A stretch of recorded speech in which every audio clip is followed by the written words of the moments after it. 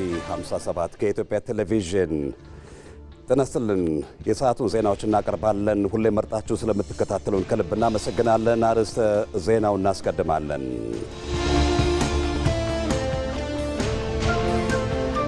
ሐሳብን በነጻነት ለመግለጽና በውይይት ለመፍታት ሰፊ ዕድል በተከፈተበት በዚህ ወቅት መሳሪያ ማንሳት ምንም አይነት አሳማኝ ምክንያት የለውም ብለዋል በሀገራዊ ምክክር ጉባኤው የተሳተፉ የሚገኙ የቀድሞ ታጣቂዎች።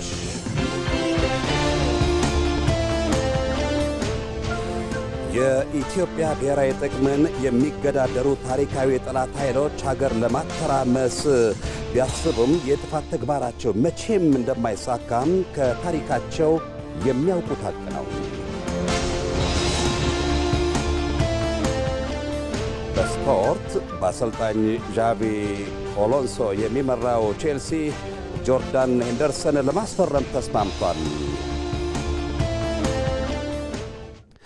ከኢቲቪ ዋናው ስቱዲዮ ከዜናዎቹ ጋር ሰለሞን ጡመድሳን ነኝ። አብራችሁን ቆዩ። ወደ ቀዳሚው ዜናችን እናልፋለን። ጠቅላይ ሚኒስትር አብይ አህመድ በአንድ ጀንበር 800 ሚሊዮን ችግኞችን ለመትከል ለታቀደው ሀገራዊ አረንጓዴ አሻራ መርሃ ግብር ዜጎች ዝግጅት እንዲያደርጉ ጥሪ አቀረቡም። ጠቅላይ ሚኒስትር አብይ አህመድ በአንድ ጀንበር 800 ሚሊዮን ችግኞችን በመትከል አዲስ ታሪክ ለመስራት ለታቀደው ሀገራዊ መርሃ ግብር 5 ቀናት ብቻ በቀሩት በዚህ ሀገራዊ ጥሪ ላይ መላ ኢትዮጵያውያን ንቁ ተሳትፎ ለማድረግ አስፈላጊውን ዝግጅት እንዲያደርጉ ነው ጥሪ ያቀረቡት። የኢትዮጵያውያን ክንድ ተባብሮ በአንድነት ለሚመዘገበው ታሪካዊ ድል እውን መሆን ዜጎች በቁርጠኝነት ሊነሱ እንደሚገባም አሳስበዋል። በጋራ ተስፋን እንትከል በማለት ውድ የኢትዮጵያ ልጆች በቀሪዎቹ ቀናት ዝግጅታቸውን አጠናቀው በዕለቱ በንቃት እንዲሳተፉ መልእክታቸውንም አስተላልፈዋል። ጠቅላይ ሚኒስትር አብይ አህመድ ከአዘርባይጃን ሪፐብሊክ ብሔራዊ ምክር ቤት አፈ ጉባኤ ሳሂባ ጋፋሮቫ ጋር ስትራቴጂካዊ አጋርነትና የጋራ እድገትን ይበልጥ በሚያሳድጉ ጉዳዮች ዙሪያ ስኬታማ ውይይት ማድረጋቸውን አስታወቁም። ጠቅላይ ሚኒስትሩ በማኅበራዊ ትስስር ገጻቸው ባሰፈረው ጽሑፍ ከአፈ ጉባኤዋ ጋር ያደረጉት ውይይት የኢትዮጵያንና የአዘርባይጃንን ስትራቴጂያዊ አጋርነት ይበልጥ ማጠናከር በሚቻልባቸው ጉዳዮች ላይ ያተኮረ እንደነበር ጠቁመዋል። በተጨማሪም የሁለቱን ሀገራት የጋራ እድገት በሚያሳድጉ የትብብር መስኮችና ቀጣይ አቅጣጫዎች ዙሪያ ውጤታማ ሀሳብ መለዋወጣቸውንም ገልጸዋል።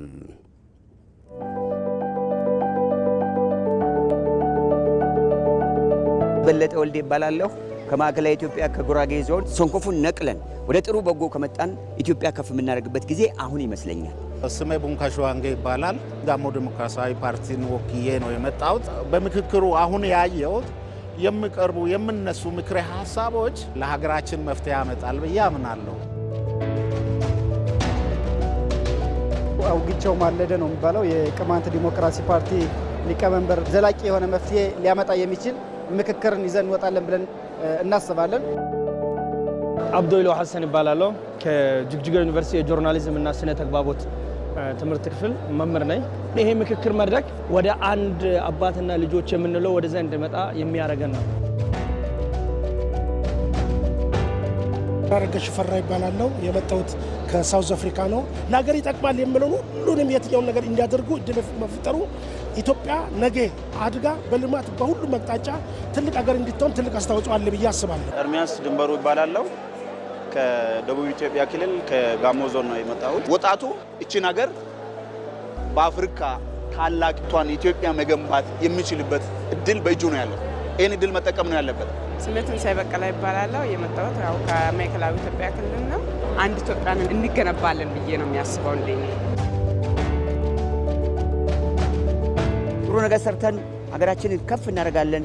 ጠላቶቻችን አንገታቸው እንዲደፉ እናደርጋለን። ሙሳ አብዲ ይባላለሁ። ከሶማሌ ክልል የእምነት ተቋም ወክዬ ነው የመጣሁት። ከዚህ ምክር በኋላ አዲስ ፀሐይ፣ አዲስ ኢትዮጵያ ከመጀመሪያ የተለየች ኢትዮጵያ እንደምትሆን ትልቅ ተስፋ አለኝ።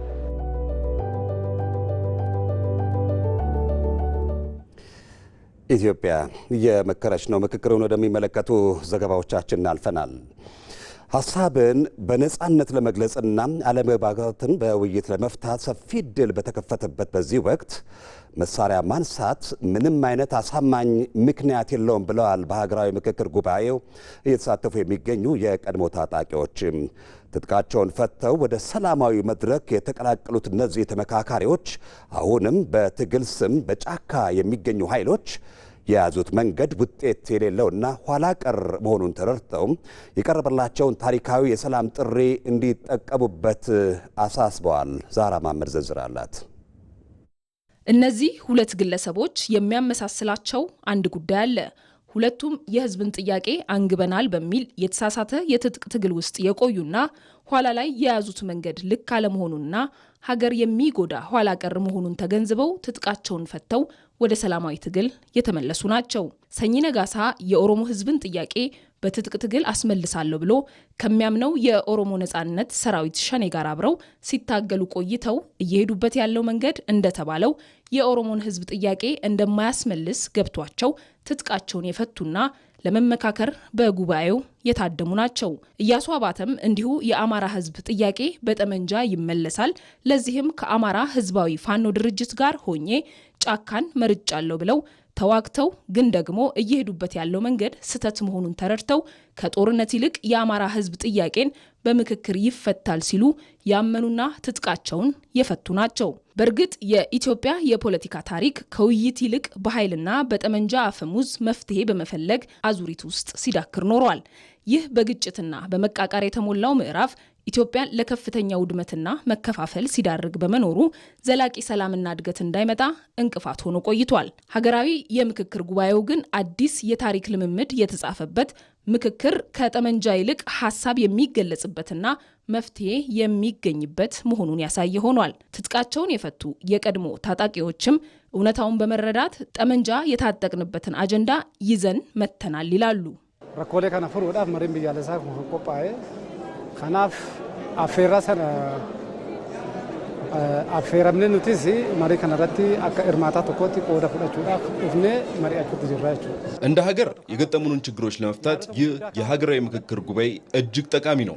እኛም ከነበርንበት የትጥቅ ትግል በመውጣት አጀንዳችንን አቅርበን እዚህ በመገኘት እየተወያየን ነው። ትላልቅ ሀገራዊ አጀንዳዎች የተካተቱበትና በተለያዩ የቡድን አደረጃጀቶች የተዋቀረው ውይይት በጥሩ ሁኔታ እየተካሄደ ነው። አመት ያዶን ከአጅራን ነሞን ሁሉም ትዩ ደማቅሳን ያዶቶ ፈልምሲሰን ባየን ከአጅራን አገራዊ ምክክር ሲባል ምንድነው? ይሄ በታሪክም ያልሆነ ከዚህ በፊት በዚህ ቁጥር በዚህ አጀንዳ ስፋት እና በአካታችነቱም ጭምር በኢትዮጵያ በየትኛውም ጫፍ በየትኛውም ማስተላለፍ አብዛኞቻችን ዳርና ዳር ወይም ጽንፍና ጽንፍ ይዘን የነበርን ሰዎች ጭምር እንግዲህ በአካል ተገናኝተን ሀሳባችን እየገለጽን እየተወያየን እየተመካከርንበት ያለ ሂደት ነውና ምናልባትም በዚህ ሂደት ውስጥ ተሳታፊ በመሆኔ እኔ ወክየው የመጣሁትን ማህበረሰብም ጭምር ሀሳባችን መግለጽ የሌላውን ማዳመጥ ምክክር ሲባል የራስን ሀሳብ ብቻ ማስፈጸም አይደለም። የራስን ሀሳብ መግለጽ የሌላውን ሀሳብ ደግሞ በራስ ጫማ በሌላው ጫማ ላይ ቆሞ የማየትና የጋራ የማድረግ ኢትዮጵያን ለማጽናት ኢትዮጵያ እንደ ሀገር ለማሻገር መወያየት መመካከር የሌላውን አውድና ሁኔታ በሚገባው ቦታ ላይ ቆሞ መገምገም ስለሚያስፈልግ በዚያ ልክ ነው እየተሳተፍን ያለ ነው። እስካሁን ባለው ሂደት ውስጥ እጅግ ደስ የሚል እንትን ነው እያለፍን ያለ ነው ማለት ነው። በምክክር አጀንዳን ማስያዝና የህዝብ ጥያቄን ማስፈታት ከተቻለ ጠመንጃን አንግቦ ጫካ መግባት የዘመኑ የመፍትሄ አካል ሊሆን እንደማይችል የቀድሞዎቹ ታጣቂዎች ያሁኑ ተመካካሪዎች ከልብ ያምናሉ። ከአፋድና ከሸኔ ጋር አብረው ጫካ የሰነበቱትና ከመንግስት ጋር ተወያይተው ትጥቃቸውን ፈተው ሀገራዊ የምክክር ኮሚሽን ያመቻቸውን የአጀንዳ ማሰባሰባም ነው የተቀበሉት የቀድሞዎቹ ታጣቂዎች የራሳቸውንም ሆነ ቀድሞ ያነሱት የነበረውን አጀንዳ ሲይዘው ያለፉትን 15 ቀናት ሲመካከሩ ሰንብተዋል። በእነዚህ ጊዜያት ያስተዋልነው ሰላማዊ የፖለቲካ ትግል ከምንም በላይ ለህዝብና ለሀገር የሚበጅ ብቸኛ አማራጭ መሆኑን ነው ይላሉ። እኔም በዚህ በተለይ የቅርብ ጊዜ ጦርነት አካልና ተሳታፊ እንደመሆኔ መጠን የጦርነትን አስከፊነት የግጭትን አሳዛኝ እንትኖች ባይን ያይቻለሁ ማለት ነው። ስለዚህ መመካከር በዚህ እንደውም ያልነበሩ ጓዶቻችን ቢኖሩና የዚህ ውይይት አካል ተሳታፊ ቢሆኑ እጅግ ደስ የሚለኝ ነገር ነው። እንደ ማህበረሰብ አንዳንድ ጊዜ አልተወከልንም የለንበትም ማለት ብቻ በእያንዳንዱ ሂደት እንትን ሊሆን አይችልም። መፍትሄ አይሆንም፣ ለህዝብ የሚያመጣው ነገር የለውምና የተገኘውን አጋጣሚ የተገኘውን ሂደት እንደ ህዝብ እየተጠቀሙ ሀሳብን፣ ችግርን፣ ብሶትን፣ መፍትሄንም ጭምር ለሌላው ማጋራትና መወያየት ይህን ያክል አስፈላጊ ነው ብዬ ነው የማምነው። ብዩ መባበር ባደ ከሰት ቃምን ተቆ ጋር ቀወ ካሱ በየትኛውም ሀገር ቢሆን ሰዎች ጠመንጃ የሚያነሱት በሰላማዊ መንገድ ጥያቄ የሚመለስበት አማራጭ ሲጠፋ ነው። ነገር ግን እንዲህ ያለ እድል ካለ መጠቀም ያስፈልጋል። አሁንም ቢሆን በየጫካው የሚገኙና ጥያቄ ያለን የሚሉ ሁሉ ወደ ውይይት መድረክ ቢመጡ ጥሩ ነው። እኔም እንደምታውቁት ጠመንጃን አማራጭ አድርጌ ከሚታገሉ ቡድኖች ውስጥ ነበርኩ። ነገር ግን ችግር ከጠመንጃ ይልቅ በውይይት እንደሚፈታው በማመን ሰላማዊ አካሄድ መርጬ እዚህ ተገኝቻለሁ። ለህዝብ ቆም ያለው ያለ አጀንዳውን ይዞ ለምክክር ተቀምጧል። ጫካ ያለው ከራሱ ጥቅም ውጪ ምንም አይፈይድም የሚሉት የቀድሞዎቹ ታጣቂዎች ለነጻ ውይይት የተፈጠረውን ወርቃማ ዕድል እየተጠቀምን መሆናችን ምስክር ነው። የቀድሞዎቹ አጋሮቻችንም ኋላ ቀሩ የኃይል አማራጭ አክሳሪ መሆኑን ተረድተው በምክክር እንዲያምኑ ከታዘቡት ተነስተው ጥሪ ያቀርባሉ። በምክክሩም የያዟቸው አጀንዳዎች ምክንያታዊ መፍትሄ እንደሚያገኙ የሚያምኑትና ተስፋ የሚያደርጉት የቀድሞዎቹ ታጣቂዎች የምክክር ጉባኤ የማይመልሳቸው ጥያቄዎች ደግሞ በአሰራር ስርዓት በሂደት መልስ እንደሚያገኙ እምነት አላቸው። ብዙ አስከፊ ጦርነቶችን አስተናግደናል። ስለዚህ አንድና የመጀመሪያው ነገር ከጦርነት እንወጣለን ነው። ሰላማዊ ህዝቦች እንሆናለን። ሰላማዊ ስራዎች፣ ልማቶች ይከናወናሉ ነው። ከጦርነት ከወጣን ደግሞ የኛ ህዝብ የሚታማ ህዝብ አይደለም። በየትኛውም ዘርፍ በዓለም አደባባይ ማሸነፍ መቅደም የሚችል ህዝብ ነውና በልማትም በትምህርትም በተለያዩ የጀግንነትና የስራ መስኮች ውስጥ አሸናፊ ሆኖን መውጣት የምንችልበት ስለሚሆን ለኢትዮጵያ እውነት ለመናገር በር ከፋች አስደሳች የሆነ አዲስ ምዕራፍ ይፈጠራል የሚል ግምት ነው ያለኝ። እስካሁንም የሄድንባቸው የመጣንባቸው መንገዶች እጅግ በጣም ጥሩ ናቸው። እስካሁን ያለው ማንም የማንንም ሀሳብ ከማዳመጥና ሳይንሳዊ አመክንዮዎችን ከማቅረብ ታሪካዊ መረጃዎችን ከመወያየት ያለፈ እንትን ነገር የለውም። ጥሩ ነው ማለት ነው። በዚህ መቀጠል አለበት። ብዮን ረኮሳኒ መሪዳ ፍራታኒ ሐራ ብዮን ከለ ጉዳቻ ጅራን ገረ ብዮታ ጉዳታኔት ችግሮቻቸውን በውይይት የፈቱ ሀገራት ዛሬ በእድገት ላይ ናቸው። መደማመጥ ያቃታቸው ደግሞ እንዲሁ በግጭት አዙሪት ውስጥ ይገኛሉ። በመደማመጥና በመመካከር በርካታ ችግሮች ይፈታሉ። ማንም ለህዝብ ቆም ያለው የሚል አካል በሰለጠነ መልኩ ህዝብ የሚፈልገውን ማድረግና በዛ መፍትሄ ማምጣትን ማስቀደም ይኖርበታል። ይህን ያስቀደሙ ለምክክር ተሰልፈዋል። በጫካ ያሉት ግን የእውነት የህዝብ ጥያቄ ከያዙ ህዝብ ወዳለበት ሊመጡ ይገባል። የቀድሞ ታጣቂዎቹ ጥሪ ነው። ህገወጡ የህወሓት ቡድን ክልሉን ወደ አልባሌ ጦርነትና ውድመት በመክተት ህዝቡን ለከፍተኛ መከራና እንግልት እየዳረገ ነው አሉ በሀገራዊ ምክክሩ ላይ የተገኙ የቀድሞ ታጣቂዎች። በቡድኑ አጥፊ አካሄድ ተስፋ የቆረጡ የቀድሞ ታጣቂዎች መሳሪያቸውን በማስቀመጥ ሰላምን ብቸኛው አማራጭ አድርገው ወደ ሀገራዊ ምክክሩ መድረክ መጥተዋል። በውይይቱም የትግራይን ክልል አንገብጋቢ አጀንዳዎች በምክክር ለመፍታት ዝግጁ መሆናቸውንም ገልጸዋል። ህይወት አበበ ጦርነት ከወሰደባቸው ዓመታት በላይ ለሰላም የሰጡት እድል ሚዛን ይደፋል። የጦር መሳሪያን የያዙበት እጅ ዛሬ ለሀገራዊ መግባባትም ተዘርግቷል። ህገወጡ የህወሓት ቡድን ክልሉን ወደ ለመደው ጦርነት የመክተት አባዜን በቃ አንቀበልም ያሉ የቀድሞ የትግራይ ታጣቂዎች። እነዚህ ታጣቂዎች ህገወጡ የህወሓት ቡድን የያዘው በጦርነት ብቻ ፍላጎትን የማሳካት ተደጋጋሚ አካሄድ ይበቃል፣ አንቀበልም፣ ሰላምን እንሞክረው ሲሉ በፕሪቶሪያ ስምምነት መሰረት ትጥቃቸውን የፈቱ ናቸው። ከመዋጋት መመካከር ይሻላል የሚሉት እነዚሁ ትጥቃቸውን የፈቱ የቀድሞ ታጣቂዎች ወደ ምክክሩ የመጡበትን ሂደት ለእነርሱ ብቻም ሳይሆን ለመላው የትግራይ ህዝብ ወርቃማ እድል መሆኑን ያምናሉ። በንግግር መፍታት የምንችል ትውልድ እንደሆን ነው እንጂ ይሄ የስልሳዎች ፖለቲካ እያጦዘን ጫካ የሚገቡበት የጦርነት ነጋዴዎች ያሉበት አገር ነው ያለው። ከሰላም ትርፍ የማያገኙ ከጦርነት ንግድ ትርፍ የሚያገኙ ሰዎች ስላሉ ከነሱ መጠንቀቅ ነው።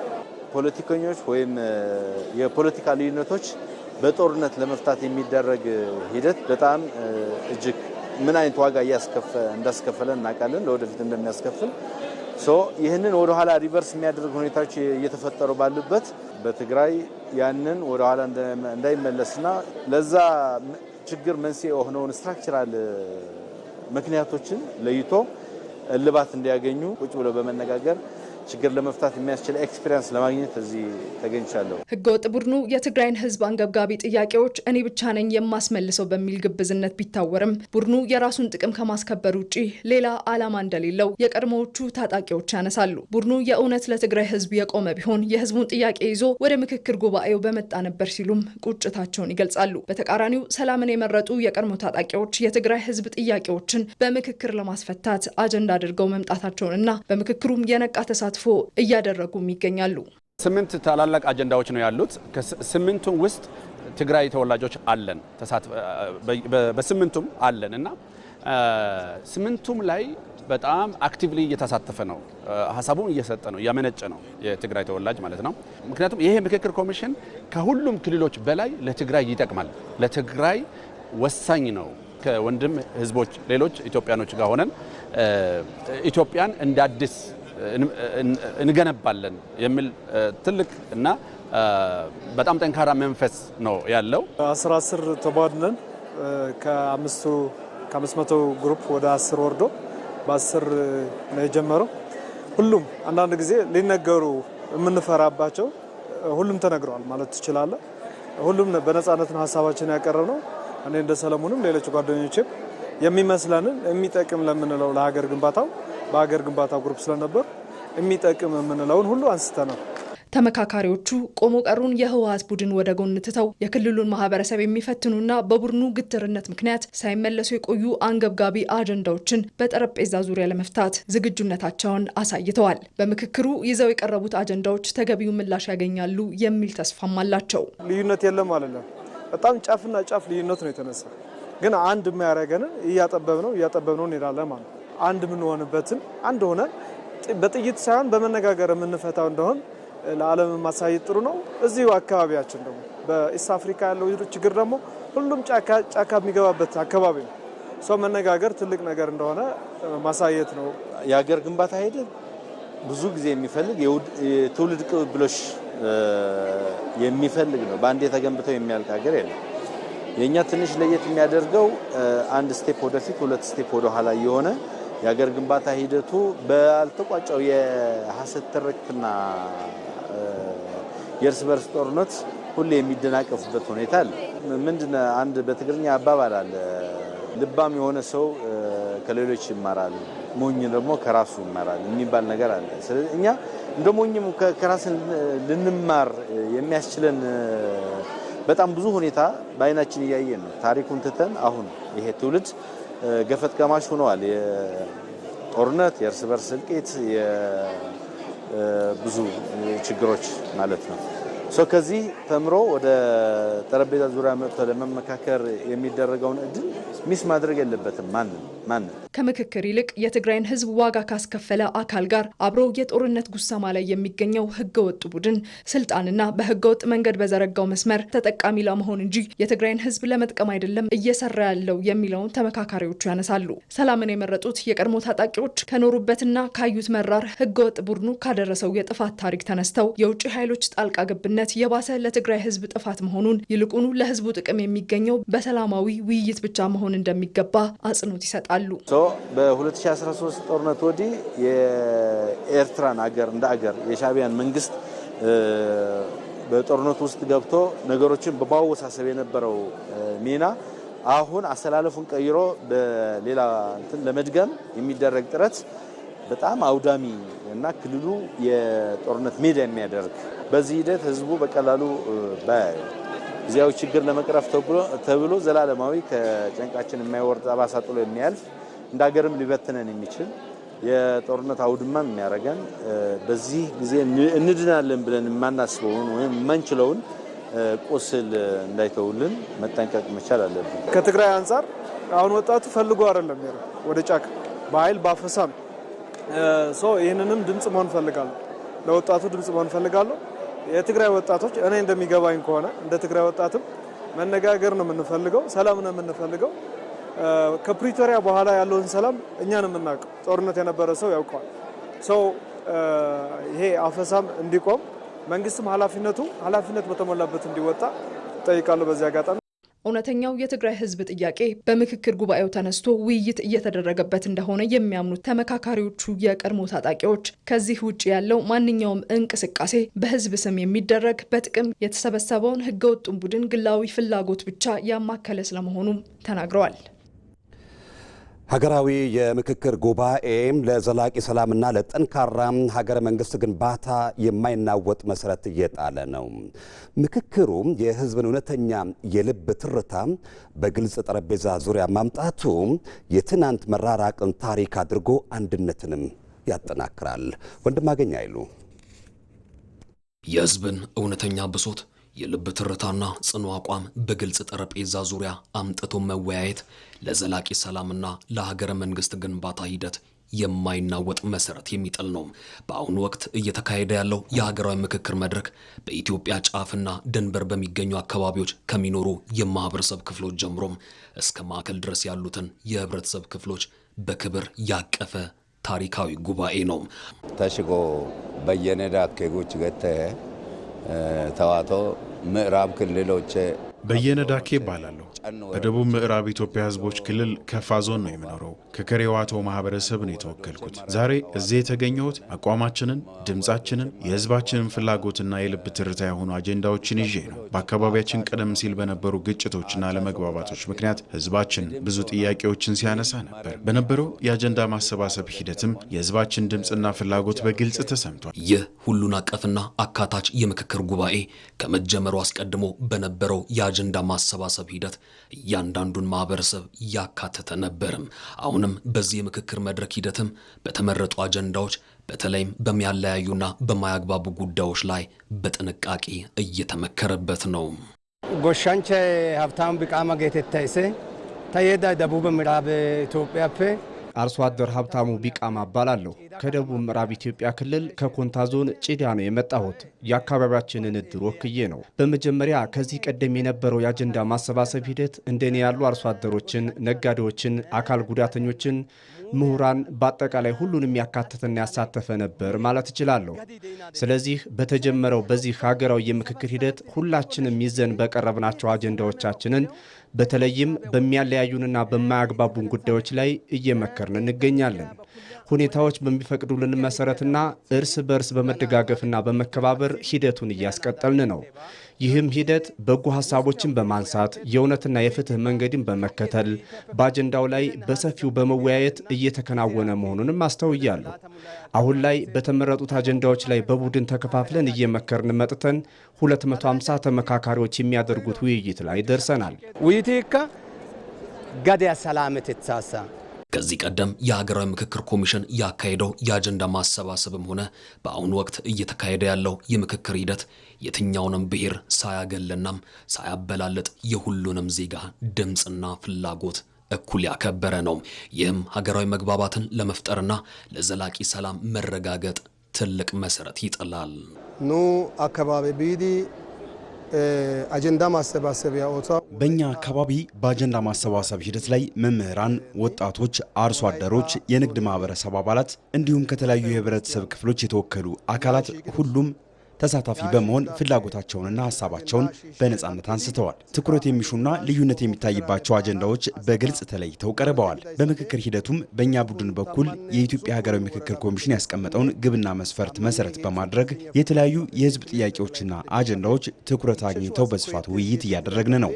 ትናንት አለመቀራረብ ያስከፈለው ዋጋ ዛሬ እንዳይደገም ላለፉት በርካታ ዓመታት የነበሩ የፖለቲካና የታሪክ ክፍተቶችን በማጥበብ ኢትዮጵያውያን በአንድነት የሚቆሙበትና ወደ ተሻለ ምዕራፍ የሚሸጋገሩበት እድል በምክክሩ ይፈጠራል የሚለው እምነታቸውም ጽኑ ነው።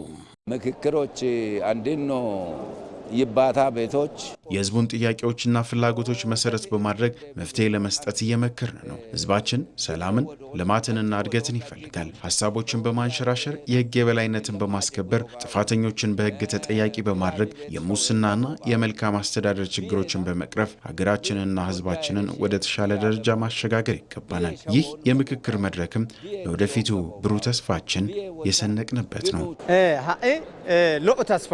በዚህ የሀገራዊ ምክክር መድረክ ትልቅ ተስፋ አለኝ። ለዚህ ደግሞ ፍቱን መፍትሄው በችግሮቻችንና በማያግባቡን ጉዳዮች ላይ በጠረጴዛ ዙሪያ መነጋገር ነው። በሌላ በኩል ጦርነት ለማንም አይበጅም፣ የትኛውንም አካል አይጠቅምም። ስለዚህ እነዚህን የማያግባቡንን በውይይት በመፍታት ግጭት ቀስቃሽ ድርጊትንም የሚፈጽሙ አካላትን ወደ ሰላም ሊመጡ ይገባል። የትኛውንም ብሔር ሳያገል ሳያሳንስና ሳያበላልጥ የሁሉም ዜጋ ሀሳብ ተከብሮ ሁሉን አካታች በሆነ መልኩ በአግባቡ የምክክር ሂደቱ ቀጥሏል። የምክክር መድረኩ ተጠናቆ ሁሉንም የሚያግባባና የሚያስማማ ውሳኔ ይወሰናል የሚል ተስፋ አለኝ። ይህንን እውን ለማድረግ ልዩነቶቻችንን እና ችግሮቻችንን በጠረጴዛ ዙሪያ አስቀምጠን እየመከርን ነው። ባለፈው ክፍተት ፋንታ መቀራረብን፣ በጥላቻ ፋንታ የጋራ መፍትሄን ያቀራረበው ይህ የምክክር መድረክ የትኛውም ኢትዮጵያዊ ድምፅ ሳይሰማ እንደማያልፍ በተግባር አሳይቷል። የዛሬው ውይይት የትናንት መራራቅን ታሪክ በማድረግ ሁሉም ዜጋ እኩል ለሀገር መጽናት የሚመጣበት በጋራ ስምምነት የምትመራውን አዲሷን ኢትዮጵያን ለመገንባት የተጣለ የማይናወጥ መሰረት ነው። የሺህ ዓመታት ታሪክና የደም ትስስር ያጸናት ኢትዮጵያ በዘመናት አዙሪት ውስጥ የተከማቹ የታሪክ ጠባሳዎችን፣ የትርክት መጋጨቶችንና የፖለቲካ መሰነጣጠቆችን በኃይልና በጠመንጃ መፍታትና ማቅናት የሚቻልበት የታሪክ ምዕራፍ ማብቃቱን አውጃለች። አሁን ላይ ታዲያ ኢትዮጵያም የውስጥ ስብራትና ቁስሏን በሀገራዊ ምክክር መድኃኒት ለማከምና የጋራና አሻጋሪ የወደፊት ራዕይዋን በውይይት መሰረት ላይ ለመትከል በታሪኳ ትልቁን የምክክር አውድማ ዘርግታለች። ለመሆኑ ኢትዮጵያ ለምን ትመክራለች የሚለውን ጉዳይ አንስተን አንድምታውን እንመለከታለን።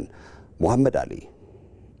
ኢትዮጵያ የሺህ ዓመታት የታሪክ ማህደር፣ የልዩ ልዩ ብዝሃ ባህሎችና እምነቶች መገኛ፣ የአፍሪካ የነጻነትና የኩራት ተምሳሌት፣ በታሪኳ ዙሪት ውስጥ አያሌ ውጣ ውረዶችን አልፋለች። የቆዩ ቁስሎችና የትርክቶች መጋጨት፣ የፖለቲካው መሰነጣጠቆችና የማህበራዊ ትስስር መላላቶች የሀገሪቱን የጽናት መሰረት ሲፈታተኑት ኖረዋል። በእንዲህ አይነቱ የታሪክ መስቀለኛ መንገድ ላይ ቆሞ መፍትሄ መሻት ደግሞ የምርጫ ሳይሆን የህልውና ጉዳይ ነው። የኦሮሞው ጃርሱማ፣ የአማራው ሽምግልና፣ የትግራዩን ባይቶ፣ የአፋሩን ማብሎ፣ የሶማሌውን ሄር፣ የሽምግልናና የባህላዊ ዳኝነት ስርዓት ስያሜዎችን በጥቂቱ ብንጠቅስ እንኳ ፍርድ ቤት ከመሄድ ይልቅ እርቅን፣ ሰላምና የቀድሞ ፍቅርን መመለስ ላይ ውጤታማ መሆናቸው ይመሰከርላቸዋል። ምክክር ለኢትዮጵያ አዲስና እንግዳ ሳይሆን በእነዚህና በሌሎች ባህላዊ ስርዓቶች ውስጥ ተሸሽጎ የኖረ አሁን ደግሞ በሀገር ደረጃ የተቀናጀ መዋቅርን ይዞ የቀረበ የህዳሴ መንገድ እንጂ ሌላ አይደለም። እናም ይህ ከሆነ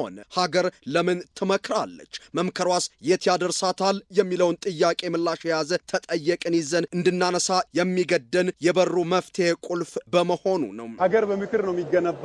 ሀገር ደግሞ ለምክር ልጆቿን ጠርታ ጠንካራ የሆነ ለትውልድ የሚተላለፍ ነገር ለመቅረጽ እየመከረች ስለሆነ እጅግ ታሪካዊም ነኝ እድለኛም ነኝ። በዘመናት መሃል የሚገኝ ብቸኛ ታሪክ ነው። ሀገር የጋራ ትረካዎችና የህዝቦች የጋራ ህሊናዊ ውል ናት። ጆሴፍ ራስ በህግና በፖለቲካ ፍልስፍናው እንደሚያስነብበን የህግና የተቋማት አጽቅ የሚቆመው በስልጣን ማስገደድ ሳይሆን በህዝባዊ ቅቡልነት ላይ የሚመሰረት ነው። ኢትዮጵያ ያቺ የሺህ ዓመታት የታሪክ ማዕበልን አልፋ የብዙ ድሎችና ቆስሎች ባለቤት የሆነች ሀገር ዛሬ ላይ ቆማ ለምን ትመክራለች ብሎ መጠየቅ የታሪኳን አንጓዎች ፈትሾ የነገ ህልውናዋን ቀመር እንደመፈለግም ይቆጠራል። ሀገር የምትመክረው የተሰበሩ ድልድዮችን ለመጠገን፣ የተዛቡ ትረካዎችን ለማስተካከልና የጋራ የወደፊት ራዕይን ለመሰነቅና ለመቅረጽ ነው። ምክክር ለአንዲት ሀገር የሽንፈት ማብሰሪያ ሳይሆን የታላቅነትና የጥበብ መነሻ፣ ሩቅ የመጓዝ ሙሉ ስንቅና አቅም ነው። አጥፊው የታሪክ ሰይፍ በጥላቻና በደም የተሳለበትን ያክል አዳኙና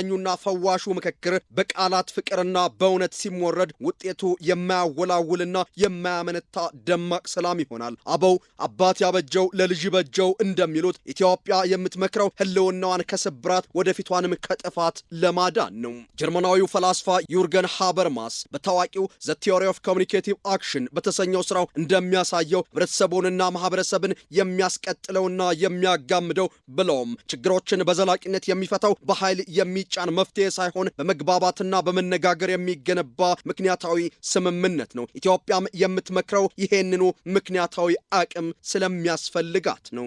ለሀገር ተገዳድለናል፣ ተገፋፍተናል፣ ተጠላልተናል፣ ተነካክተናል፣ በተለያየ መልኩ አሳልፈናል። ቁጭ ብለን ግን በጋራ አልመከርንም። ሁላችንም ባለ ድርሻ ሆነን በጉዳዮቻችን ሁሉ አንጥረን አውጥተን ይሄ አጀንዳ አለ ብለን አላወራንም። ይሄ ጉዳይ መደረጉና ወደዚህ ምዕራፍ መምጣቱ እኔ አንድ ራሱን የቻለ ትልቅ ምዕራፍ ነው ብዬ አስባለሁ። ምናልባት ነገ ለትውልዱ ለነገ ኢትዮጵያ የተሻለ ነገር የምናስቀምጥበት እንደሆነ ይሰማኛል። በርግጥ እንደ ማህበራዊ ውል ሊቁ ዣን ዣክ ሩሶም እውነተኛ ማህበራዊ ውል የሚመሰረተው የሁሉም ዜጋ የጋራ ፍላጎት ሲደመጥ ብቻ ነው። እያንዳንዱ ብሔር ብሔረሰብና ዜጋ የሀገር ባለቤትነቱን በነጻነት የሚገልጽበትና የሚደመጥበት የጋራ ምሰሶ ለመትከል ምክክር አይነተኛ ብቻ ሳይሆን አይተኬም ነው። ባለፉት ዘመናት የተከማቹ የተቃረኑ ትረካዎችና የመቆሳሰል ታሪኮችን በሰለጠነ መንገድ ወደ ጠረጴዛ አምጥቶ መዳኘት፣ ወደ ውይይቱ ወንዝም አምጥቶ ማጠብ፣ በንግግር ማከምና ማዳን የዚያ ግዙፍ ፕሮጀክት የተግባር መገለጫና መንገዶች ናቸው። ደግሞም መምከር፣ መመካከር ባህሉና ወጉ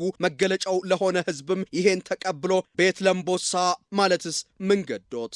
ለምሳሌ ያክል በ12ኛው መቶ ክፍለ ዘመን መጨረሻ በ13ኛው መቶ ክፍለ ዘመን መጀመሪያ በነበረው ሀገራዊ ችግር ቅዱሳን አባቶቻችን በመካከል ያለውን ልዩነት ለማጥበብ በዛጉዌና በሶሎሞኒክ ዳይናስቲ መካከል ያለውን በምክር ነው የፈቱት። ይህን ልምድ ኢትዮጵያ ልምድ የላትም፣ ልምድ አላት። ቀድሞ ጀምሮ የነበራት ነው። የሌላ ተጽዕኖ እየገባባት በሌላ ሀሳብ እየተጠለፍን ችግር ውስጥ ገብተን ኖረን ነው እንጂ እኛ ኢትዮጵያውያን በምክክር በውይይት እንኳን ለራሳችን ለሌላ ሽማግሌ ሆነን አወያይ ሆነን ሀገር ሰርተን መስርተን እንደ ሀገር ከብዙ ሺህ ዘመናት በላይ የኖርነ አበው የብሂሉን ሰበዝ ሲመዞ የተሰበረ ድስትን በሸክላ ሰሪ አድዝ የተሰበረው ሀገር ክንም በምክክር አቅና በፍቅር መሰረት ላይ ዘላቂ ሰላም ይበቅላልና ይላሉ። ምክክር የተንጣለለና አልጋ ባልጋ መንገድ አይደለም። ኢትዮጵያ በመምከሯ ሂደት ውስጥ እነዚህን ነባር ፈተናዎችና ነቀርሳዎችንም በጽናት ታልፋለች። ሳይደርቅ በርጥቦ ሳይርቅ በቅርቡ እንዲሉ በዓመታት የፖለቲካ እሰጥ አገባ ምክንያት በቡድኖችና በዜጎች መካከል የበቀለው የጥርጣሬና ያለመተማመን ግንብንም ትደረምሳለች።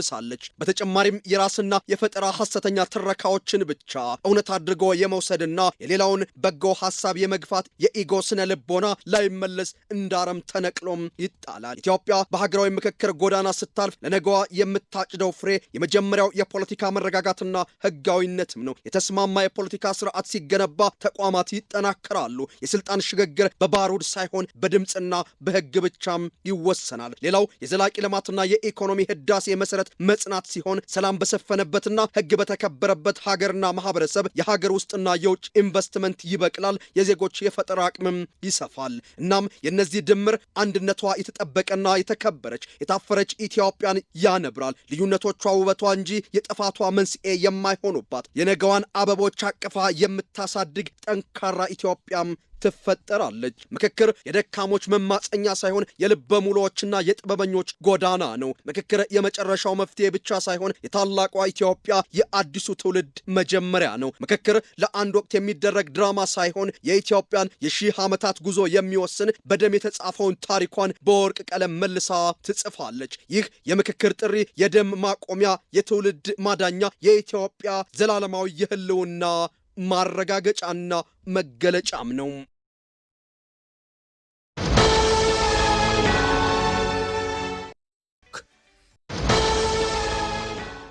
ከኢትዮጵያ ቴሌቪዥን በቀጥታ የሚተላለፍላቸው የሰዓቱ ዜናችን እንደቀጠለ ነው።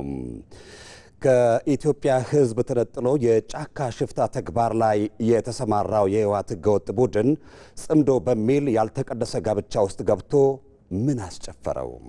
የኢትዮጵያ ብሔራዊ ጥቅምን የሚገዳደሩ ታሪካዊ የጠላት ኃይሎች በሚሰፈር ቀለብና የውሸት ተስፋ ተለጥፎ ሀገር ለማተራመስ አሮጌ ከበሮ የሚደልቀው ምን ሊያገኝ አስቦ ይሆን? ተከታዩ የብስራት መለሰ ትንታኔ ለዚህ ምላሽ ይሰጣል። ከታሪክ አለመማር የሚያስከፍለው ዋጋ ምን ያህል ይሆን? ታዋቂው ጀርመናዊ ፈላስፋ ጆርጅ ሄገል ከታሪክ የተማርነው ትልቅ ነገር ቢኖር ከታሪክ አለመማራችንን ነው ሲል የተናገረው ዛሬም ድረስ በዓለም አቀፍ ፖለቲካ ውስጥ ሕያው ሆኖ እናገኘዋለን። በሌላ በኩል ደግሞ ጆርጅ ሳንቲያና ታሪክን ማስታወስ የማይችሉ ሰዎች ስህተቱን ለመድገም የተፈረደባቸው ናቸው ይለናል። ታዲያ ዛሬ በሀገራችን ኢትዮጵያ ከነዚህ ፈላስፎች እውነት መማር የተሳነው ከኢትዮጵያ ሕዝብ ተነጥሎ የጫካ ሽፍታ ተግባር ላይ የተሰማራው የህወሓቱ ቆሞ ቀር ቡድን ጽምዶ በሚል ያልተቀደሰ ጋብቻ ውስጥ ገብቶ ምን አስጨፈረው? የኢትዮጵያን ብሔራዊ ጥቅም ከሚገዳደሩ ታሪካዊ የጠላት ኃይሎች በሚሰፈር ቀለብና የውሸት ተስፋ ተጠልፎ ሀገር የመረበሽ አሮጌ ከበረው የሚደልቀው ምን ሊያገኝ አስቦ ይሆን? ቆይታችን መልሳለሁ።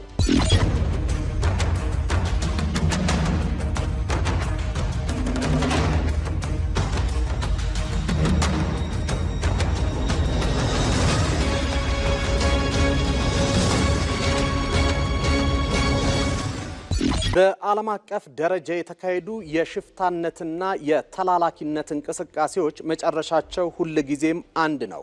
ክፉ ሽንፈትና ታሪካዊ ውድቀት። ዓለም አቀፍ የታሪክ ማህደር የሚያስረግጡት እውነታ ይህንኑ ነው።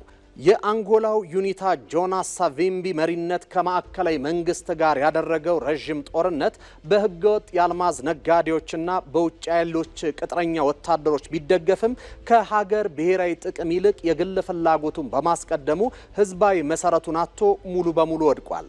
የኮንጎ የካታንጋ እንቅስቃሴም በሞይስ ቾምቤ መሪነት ከውጭ ኮርፖሬሽኖችና ቅጥረኛ ወታደሮች ጋር በማበር የተሞከረው ይህ እንቅስቃሴ የማዕከላዊ መንግስቱን ጥንካሬ መቋቋም አቅቶት በሽንፈት ተጠናቋል። ፒኬኬም በቱርክ ዓመታትን ያስቆጠረ የጫካ ውጊያ ቢያካሂድም ህዝቡን ለቀውስ ከመዳረጉ ባለፈ ያመጣው የፖለቲካ ድል የለም። ይልቁንም መሪውን በእስር ቡድኑን ደግሞ በሽብርተኝነት ተፈርጇል።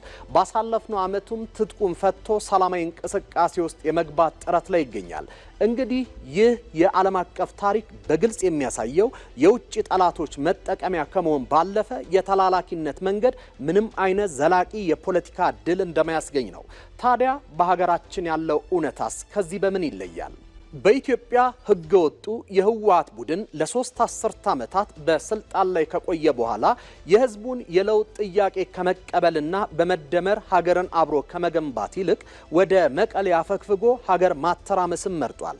እጅግ አሳዛኙ ሁኔታ የኢትዮጵያ ታሪካዊ ጠላቶች ከሆኑትና የራሳቸውን ሉዓላዊነት እንኳን በቅጡ ካላረጋገጡ ኃይሎች ጋር ጽምዶ በሚል የጥፋት ግንባርን ፈጥሯል። ይህ ጽምዶ የተባለ ያልተቀደሰ ጋብቻ ዓላማው ግልጽ ነው።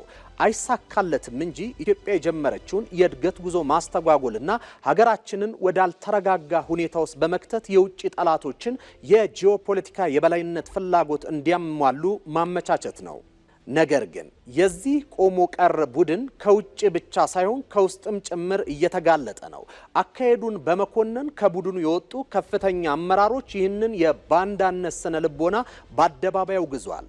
እኚህ የቀድሞ ከፍተኛ አመራሮች በተለያዩ መድረኮች እንደገለጹት ቡድኑ ከጊዜ ከነባራዊ ሁኔታ ጋር መራመድ ያልቻለ የትግራይን ሕዝብ ለሌላ ዙር እልቂት የሚዳረግና ከራሱ ጠባብ ቡድናዊ ፍላጎት በላይ ማሰብ የማይችል ህሊና ቢስ ስብስብ መሆኑን መስክረዋል። ሌሎች የቀድሞ አባላት የቡድኑን አካሄድ የትግራይ ህዝብን ከቀሪው ወንድሙ የመነጠልና ለውጭ ጠላት አጀንዳ ማስፈጸሚያ የማድረግ አደገኛ ሴራ መሆኑን በተገኘው መድረክም አጋልጠዋል። ከፖለቲካ ሳይንስ አንጻር ስንመዝነው የውጭ ሀገራት ለተላላኪ ቡድኖች የሚሰጡት ድጋፍ የቡድኑን ዓላማ ወደው ሳይሆን የራሳቸውን ፍላጎት ለማሳካት ነው። ጥቅማቸው ሲያበቃ አሊያም ማዕከላዊ መንግስቱ ሲጠነክር እነዚህ ተላላኪዎችን አሽቀንጥረው መጣላቸው የማይቀር ሳይንሳዊ እውነት ነው።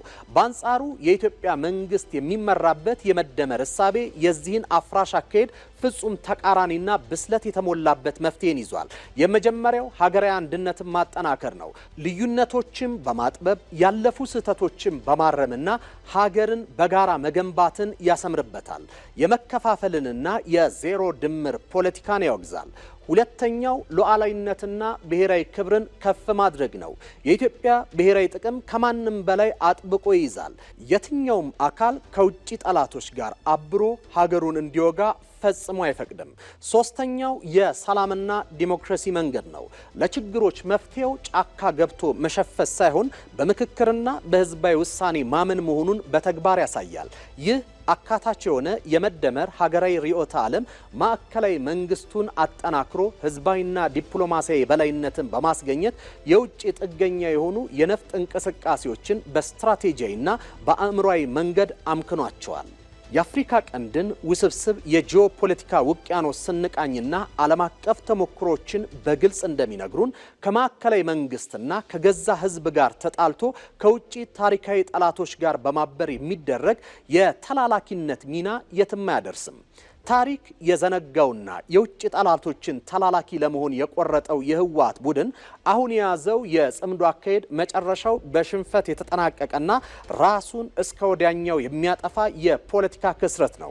በአንጻሩ የኢትዮጵያ ሕዝብና የመደመር መንግስት የያዙት ሀገር በቀል ፍልስፍና ኢትዮጵያንን በጠንካራ ሉዓላዊነትና በህዝቦች አንድነት በብልጽግና ላይ ለመገንባት ያለመ ነው። ይህ ጠንካራ ማዕከላዊ ማዕቀፍና ህዝባዊ አንድነት የመበታተን ፖለቲካን በመመከት የትኛውንም የጽንፈኝነትንና የባንዳነት አካሄድን ከማክሸፍ አልፎ የኢትዮጵያን ሉዓላዊነትና ልማት በጽናት ያስቀጥላል። የታሪክ ምልልሱም የሚነግረን ሀቅ በውጭ የሚደገፉ የተላላኪነት ፕሮክሲ ጥምረቶች ጊዜያቸው ያለፈባቸውና ስትራቴጂካዊ ውድቀት የተጋረጠባቸው መሆናቸውን ነው።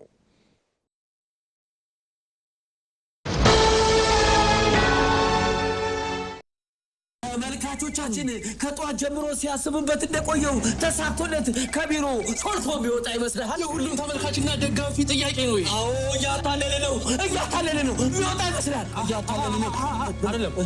አለቃው ወጥታለች። ምትይዘው ይመስላል። ያመለጠ ይመስላል። አሁንም እያታለለ ነው። እንደፈራ ነው። በሩጋ ሲደርስ ተያዘ። ይሄ ማስጠንቀቂያ የሚያሰጠው ይመስላል። ቢጫ ካርድ እቃ ልግዛ በሚል ተልካሻ ምክንያት ከስራው ሊወጣ የነበረው የቢሮ ሰው ቢጫ ካርድ አይቷል። ቢጫ ካርድ እሱስ ምን አስወጣው? እዛው ቢሮ እንዳለ አያስብ ነበር። ቢሮ እያለን ያልከው? አዎ መቼም በዚህ ጊዜ ቴሌብር ማይጠቀም የለም። አዎ ቴሌብር ላይ በሚገኘው ዘመን ገበያ የሚያስፈልገው ማንኛውንም አይነት ነገር ቢሮ ድረስ ሸምቶ በቀላሉ ማድረስ ይችላሉ እኮ። ታዳሚዎቻችን የዲጂታል ኢትዮጵያ ግብይት መዳረሻ በሆነው ዘመን ገበያ ውስጥ የገባ ይመስላል።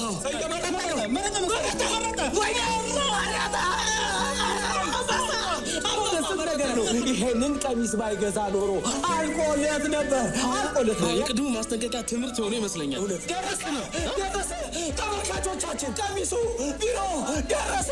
ከተባለ ምን አይነት ቁጣት!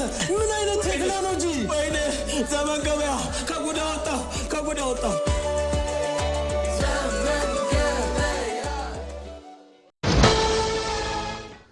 ከመልእክቶች ተመልሰናል። ግብጽ በታሪክ ከጂኦፖለቲካዊና ኢኮኖሚያዊ ፍላጎቶቿ ጋር በተያያዘ የኢትዮጵያን ተቃዋሚ ኃይሎች በገንዘብ በወታደራዊ ትጥቅና በዲፕሎማሲ ስትደግፍ ቆይታለች። ኢትዮጵያ በውስጣዊ ግጭት ስትታመስ የመንግስት ሙሉ ትኩረትና ሀብት ወደ ውስጣዊ ጸጥታ ስለሚዞር ታላላቅ የልማት ፕሮጀክቶችን እንዳታከናውንና በአባይ ወንዝ ላይ ያላትን የውሃ ጥቅም እንዳታስከብር ያደርጋታል የሚል የተሳሳተ ስሌትንም ትከተላለች።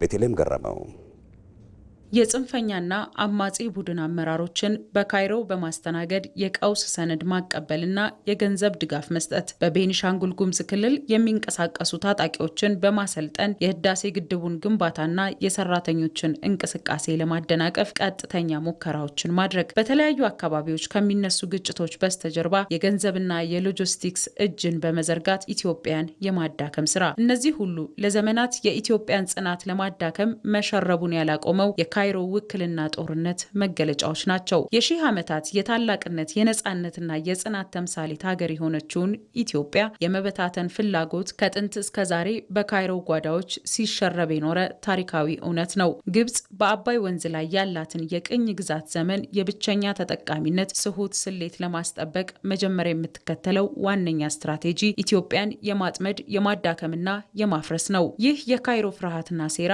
ከባዶ የመነጭ አይደለም። ግብጽ ከጥንት ጀምሮ አባይ የሚመነጨው ከኢትዮጵያ ተፈጥሯዊ ጓዳ መሆኑን ስለምታውቅ ይህ ኢትዮጵያን ከኔ በላይ ሀያል ያደርጋታል ከሚል ስጋት የመነጨ ነው። ከህዳሴ ግድቡ ጀምሮ በተለያዩ መንገዶች ኢትዮጵያን ያልተረጋጋች ለማድረግ በየጊዜው በውስጥ ባንዳዎች የውክልና ጦርነት ለማድረግ መሞከርም መገለጫዋ የሆነው ይህ የጥፋት ቀመር ተግባራዊ የሚደረገው ደግሞ ለሆዳቸው ባደሩ የሀገር ፍቅር በሌላቸው የውስጥ ባንዳዎችና አፍራሽ የትጥቅ ቡድኖች አማካኝነት ነው። በማንኛውም ጊዜ አገሩን የሚደግፍ ቡድን አለ፣ ግለሰብ አለ፣ አገሩን የሚቃወም። ስለዚህ እነዛን አቅጣጫ በመስጠት ገንዘብ በመስጠት መሳሪያም በመስጠት ሲያስፈልግ ራሳቸውም እየተሳተፉ እንግዲህ የውስጥ ግጭት ነው እየተባለ እንኳን በምናይበት ሰዓት የውጭ ዜጎችን እናያለን አይደለ? ውስጥ ላይ ገብተው እንዳትረጋጋ የሚፈልጉ ብዙ ታሪካዊ ጠላቶች አሉ። ግብጽ አንደኛዋ ናት። በግብጽ በኩል ደግሞ ሌላ ቡችላዎች አሉ። እነሱ መሳሪያ ሆነው መሳሪያን ጥይት እየሰጡ አገሪቷን ነጻ ታወጣለ፣ ይሄንን ክልል ነጻ ታወጣለ ያንን እያሉ አገሪቷን ለመረበሽና መረጋጋት እንዳይኖርና ያው በድህነት እንድንቆይ ማድረግ ይፈልጋሉ። ግብጽ የኢትዮጵያን ሰላም ለማደፍረስ ለተለያዩ ህገወጥ ታጣቂ ቡድኖች የምታደርገው ድጋፍ አዲስ ክስተት አይደለም። ኢትዮጵያ የአባይና የቀይ ባህር የተፈጥሮና የታሪክ ቁልፍ እንደመሆኗ የገዛ ሀብቷን ተጠቅማ የአፍሪካ ብልጽግና መሪ መሆኗን ማሰብ ብቻ ለግብጽ እንቅልፍ የሚነሳ ታላቅ የኃይል ሚዛን የበላይነት ነው። የግብጽ ፖለቲከኞች ኢትዮጵያውያንን ለማጋጨት መሞከር እንደ ዋና የውጭ ፖሊሲ መሳሪያ አድርገው ሲጠቀሙበት ኖረዋል። ከጎረቤት ሀገር ጋር አጠራጣሪ ወታደራዊ ስምምነቶችን በመፈጸም ወታደሮቿን በኢትዮጵያ ድንበር አቅራቢያ ለማስፈርና አላስፈላጊ ውጥረት ለመፍጠር የምታደርገው መዋተትም ከውስጥ ተላላኪዎች የሽብር ተግባር ጋር የተሳሰረ የሴራው አንድ አካል ነው። ኢትዮጵያ ታሪካዊና ህጋዊ መብቷ የሆነውን በቀይ ባህር በኩል የባህር በር የማግኘት መብቷን እየጠየቀች ባለችበት በዚህ ወቅት ግብጽና ኤርትራ ይህንን መብቷን የሚያጠለሽ ስምምነት አድርገዋል። ይህ ግንኙነት ዛሬ አይደለም የጀመረው። ስለ ቀይ ባህር የሚመለከታቸው በቀይ ባህር ዳርቻ ላይ ብቻ ያሉ ሲሆን በዚህ ጉዳይ በኤርትራ በግብጽና በሶማሊያ መካከል የልኡካን ውይይት ሲደረግ ቆይቷል። ይህ የሶስትዮሽ ስምምነት በቀይ ባህር ላይ ለሚያማትሩ ሀገራት ምላሽ ነው። በተለይም ኢትዮጵያ በተደጋጋሚ ጥያቄዎች እያነሳች ስለሆነ ይህ ለኢትዮጵያውያን ሆነ ለሌሎች ሀገራት ትልቅ መልእክት ነው። ከሰሞኑ በአሜሪካ የውጭ ጉዳይ መስሪያ ቤት የቀድሞ የአፍሪካ ጉዳዮች ረዳት ሚኒስትርና በኢትዮጵያ የአሜሪካ አምባሳደር የነበሩት ቲቦር ናዥ ግብጽና ኤርትራ አደረጉት ስለተባለው ስምምነት በኤክስ ገጻቸው ላይ አስተያየታቸውን ሰጥተዋል። እንግዲህ ግብጽና ኤርትራ እንደሚሉት በቀይ ባህር ላይ መብት ያላቸው የባህሩ አዋሳኝ ሀገራት ብቻ ከሆኑ የአባይ ውሃ አጠቃቀምን መወሰን የሚችሉትም ውሃውን የሚያበረክቱት ሀገራት ብቻ ናቸው ማለት ነው። ሀገሩንና ታሪኩን ጠንቅቆ የሚያውቀው ኢትዮጵያዊ ትላንት ለህዳሴ በቃ ብሎ የቆመ ዛሬ የባህር በሩን ለማስከፈት መብቱን በጽናት ይጠይቃል። ይህ የፈነጠቀው የልማትና የብርሃን ተስፋ የካይሮን ቤተ መንግስትና ጀሌዎቹን የሚያቃዥ ሆኗል። ከአድዋ እስከ ማይጮ ከካራማራ እስከ ባድመ እያንዳንዱን ብትፈትሹት ስንገነባ ያደፈጡ ስንጨቃጨቅ እድል ጊዜ ጠብቀው ጣልቃ ሽብልቅ እየገቡ መሻቶቻችን እንዳንከውን የሚያደርጉ ኃይሎች አሉ። በቅርቡ ቀይ ባህርን ያጣንበት አጋጣሚ የዚህ እኩይ ታሪካዊ ክስተት አንዱ መገለጫ ነው። የግብጽ ወኪሎች የውስጥ አፍራሽ ኃይሎችን እንደ ጥፋት አቀጣጣይ በመጠቀም ኢትዮጵያውያን በመንደር አጀንዳ እንዲጠመዱና አይናቸውን ከእድገት መንገድ እንዲነቅሉ ለማድረግ ዛሬም ቀን ከሌት ይኳትናሉ። ነገር ግን ታሪክ የሚመሰክረው አንድ የማይካድ እውነት አለ። ኢትዮጵያ ትላንትም አልተንበረከከችም፣ ዛሬም እጅ አትሰጥም። የደረሱባትን ፈተናዎች ሁሉ እንደ ድልድይ እየተጠቀመች ተሻግራ እዚህ ደርሳለች። ኢትዮጵያ ከጎረቤቶቿና ከቀጠናው ሀገራት ጋር በጋራ የማደግና የሁሉም ወንድም ሀገራት ብልጽግና የመረጋገጥ ጽኑ ፍላጎት አላት። ይህ በተለያዩ ተጨባጭ ሁነቶች በተግባር የተገለጠና የተመሰከረለትም ነው። አውዳሚዎቹን የሚያስቆጣ አብረው ማደግ የሚፈልጉ ወዳጆቿን ደግሞ የሚያስደስት የብርሃን ጉዞዋን አጠናክራ ትቀጥላለች። ኢትዮጵያ ትላንትም የነበሩትን የታሪክ አውሎ ንፋሶች ተሻግራ እዚህ ደርሳለች። ዛሬም የጀመረችውን የታላቅነት ጉዞ ይዛ ትገሰግሳለች። ነገም ቢሆን ለደቃቅ ሴራዎችና ለጠላት አጀንዳዎች አትበገርም። በስፖርት በአሰልጣኝ ሻቢ አሎንሶ የሚመራው ቼልሲ ጆርዳን ሄንደርሰንን ለማስፈረም ተስማምቷል። የቲቪ 57 ከኢትዮጵያ ቴሌቪዥን ዜናው አበቃ። ጤና ይስጥልን።